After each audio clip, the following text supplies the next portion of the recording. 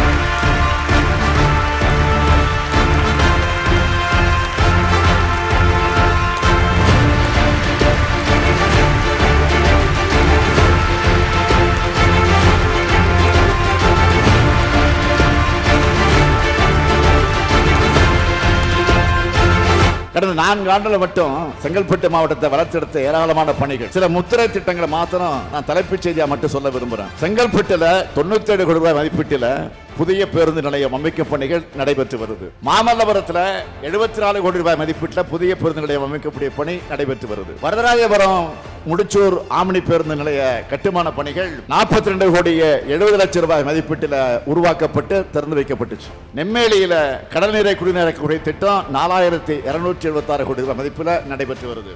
மறைமலை நகர்ல புதிய தாவரவியல் பூங்கா, உலக புகழ்பெற்ற லண்டன் கியூ கார்டன் அதோடு சேர்ந்து 300 கோடி ரூபாய் மதிப்பீட்டில் அமைக்கப்பட்டிருக்கு. தாம்பரம் அரசு மருத்துவமனையை 110 கோடி ரூபாய் மதிப்பீட்டில் மாவட்ட மருத்துவமனையாக தரம் உயர்த்த பணிகள் நடைபெற்று வருது. செங்கல்பட்டு மாவட்டத்தில் 15 கோடி ரூபாய் மதிப்பில் மாவட்ட விளையாட்டு வளாகம் அமைக்கும் பணி நடைபெற்று வருது. இதன் தொடர்ச்சியா ஒரு புதிய